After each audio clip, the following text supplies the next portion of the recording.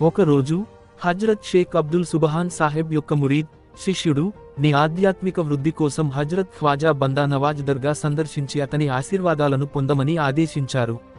మురీద్ గుల్బర్గాకు ప్రయాణించి దర్గాకు చేరుకున్నాడు. కాని కరోనా వ్యాధి కారణంగా దర్గా మూసివేయబడింది. హజ్రత్ ఖ్వాజా బందా నవాజ్ యొక్క రోజా ముబారక్ను చూడలేకపోయినందున నిరుత్సాహానికి గురైన మురీద్ తన ఉద్దేశాలు స్వచ్ఛంగా ఉండకపోవచ్చని భావించాడు.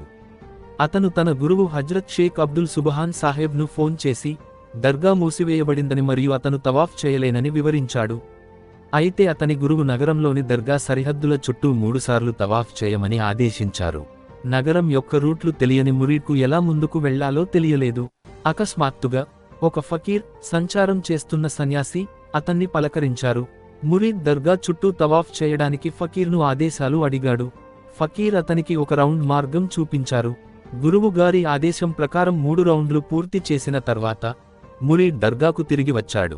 మరియు అక్కడ మురీద్ని ఒక పెద్దాయన కలిసి మురీద్కు దర్గాను సందర్శించే క్రమశిక్షణ, అదబ్ తనకు లేదని మురీద్ను సలాం మరియు తన పర్యటనలో దరూద్ షరీఫ్ పాటించలేదని ఆ పెద్దాయన తిట్టారు. కోలాహలంగా మరియు బాధతో మురీద్ నిజంగా ఈ ఆచారాలను నిర్వహించినట్లు గుర్తు చేసుకున్నాడు. బహుశా అతని ఉద్దేశాలు అపవిత్రమైనవని, అందుకే అతని సలాం మరియు దరూద్ అంగీకరించబడలేదని అతను భావించాడు. హజ్రత్ షేక్ అబ్దుల్ సుబహాన్ సాహెబ్ వద్దకు తిరిగి వచ్చిన తరువాత అతను మొత్తం సంఘటనను వివరించాడు, క్షమాపణ కోరుతూ మరియు అతను తప్పు చేశాడని తన నమ్మకాన్ని వ్యక్తం చేశాడు. గురువు హజ్రత్ షేక్ అబ్దుల్ సుబహాన్ సాహెబ్ అంత మౌనంగా విన్నారు.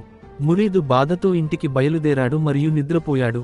అతని కలలో అతని గురువు హజ్రత్ షేక్ అబ్దుల్ సుబహాన్ సాహెబ్ అతన్ని గుల్బర్గాలోని హజ్రత్ ఖ్వాజా బందా నవాజ్ గారి దర్గాకి తీసుకెళ్లారు. అక్కడ అతను మురీద్తో సలాం చేపించి దరూద్ షరీఫ్ చదువుపిచ్చి మరియు రోజా ముబారక్ చుట్టూ తవాఫ్ చేపించారు.